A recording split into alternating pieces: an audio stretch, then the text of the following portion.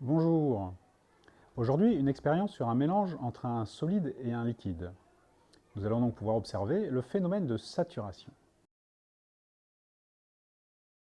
Au niveau du matériel, nous allons utiliser une balance électronique, un grand bécher, un petit bécher, du sel, une cuillère pour mélanger et évidemment notre éprouvette pour mesurer le volume d'eau, donc pour réaliser un mélange d'eau et de sel. Je verse dans mon éprouvette 25 ml. Je vérifie en me penchant. Et il m'en manque un petit peu.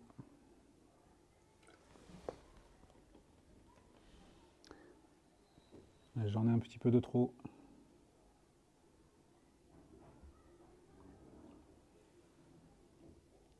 Voilà, j'y suis. Donc j'ai mesuré 25 ml d'eau. Je vais vider mon bécher. Et je peux maintenant mettre mes 25 ml d'eau dans mon bécher. Comme nous l'avons déjà vu dans une vidéo précédente, je mesure un volume avec une éprouvette et non pas directement avec le bécher. Ensuite, j'allume ma balance. Je pose le deuxième bécher dessus. Si je l'avais posé avant, je n'aurais pas eu besoin de refaire une tare, mais là, pour ne pas tenir compte du volume du bécher, j'appuie à nouveau sur tare, je suis à 0, et je vais pouvoir peser 1 g de sel.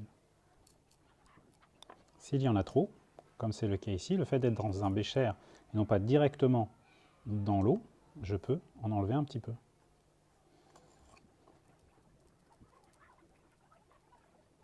Je pense que le sel est resté collé à ma cuillère.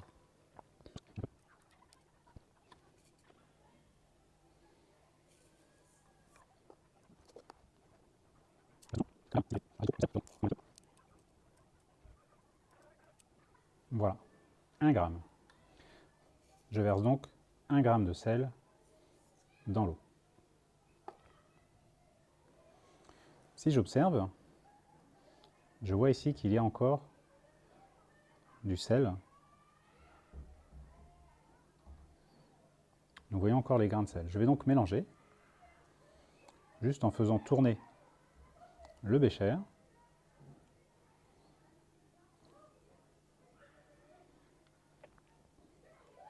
Jusqu'à ce que le sel disparaisse. Alors d'un point de vue scientifique, il ne disparaît pas, ce n'est pas un tour de magie. Cela s'appelle une dissolution. Le sel se dissout dans l'eau. Voilà, je ne vois plus un seul grain de sel. Donc 1 g de sel se dissout en totalité dans 25 ml d'eau. Je recommence. Je mets 1 g de plus. Et je mélange. Voilà, les grains se sont encore dissous en totalité. Je rajoute à nouveau 1 g de sel.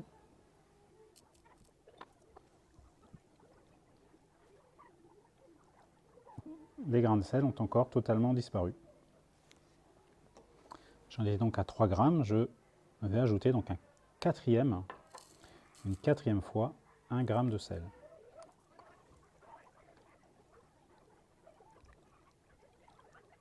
À nouveau, je n'ai plus de sel visible.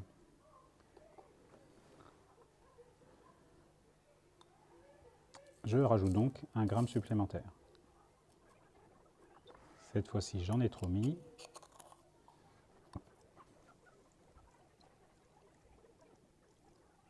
Il reste encore quelques grains au fond. Je suis obligé de mélanger beaucoup plus longtemps qu'au début. Au début, c'était assez rapide. La dissolution était, non pas instantanée, mais presque. Je n'en ai plus. Je rajoute donc une nouvelle fois 1 g de sel.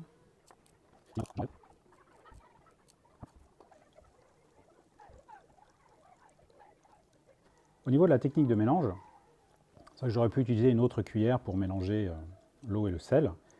Ici, en fait, je montre d'un petit peu plus loin en fait, une simple rotation du poignet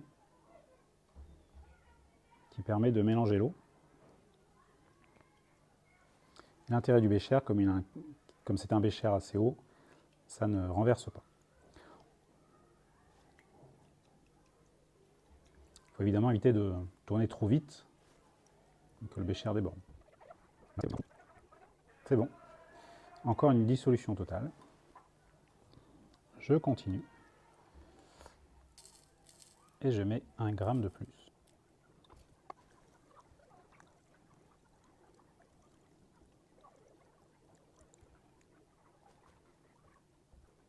Il reste encore quelques grains au fond qui ne veulent pas se dissoudre. J'ai peut-être atteint la saturation.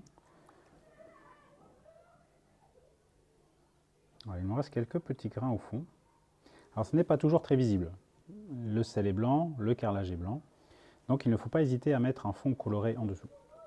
Là, c'est ce que je fais en passant au-dessus de la rainure du joint en ciment qui est gris et qui me permet de bien visualiser s'il y a encore des grains en dessous. Pour être certain que la saturation est bien là, je rajoute tout de même 1 gramme de plus. Et si j'ai bien atteint la saturation, là, clairement, j'aurai beaucoup de sel qui ne sera pas dissous.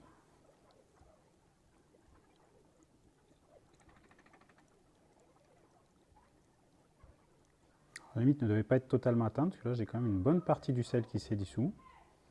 Il reste là clairement des grains au fond, mais par rapport aux quelques que j'avais tout à l'heure, soyons plutôt ici, à la limite de saturation. Mais, comme tout à l'heure, pour être certain, il faut vraiment dépasser cette limite. Peut-être qu'en mélangeant pendant 10 minutes, je pourrais dissoudre encore ces quelques grains qui restent au fond du bécher.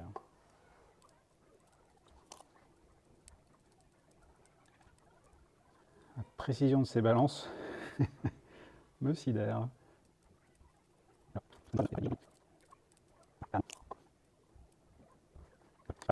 Je verse mon gramme supplémentaire qui peut être à 1,1. Voilà, on n'est pas précision folle, mais le principe est quand même là. Avons-nous ou pas atteint la saturation en sel de ces 25 ml d'eau? Pour le coup, il m'en reste beaucoup. Ouais, là, clairement, ça ne change pas. J'ai toujours la même quantité de sel qui reste au fond. J'ai donc bien atteint la saturation. Il me reste du sel au fond. Donc si je mets ici sur un fond noir, alors il y a le reflet, mais on voit bien qu'il y a des grains qui restent au fond du bécher. Il y a donc une limite à la dissolution possible d'un solide dans un liquide, ici avec l'exemple du sel et de l'eau.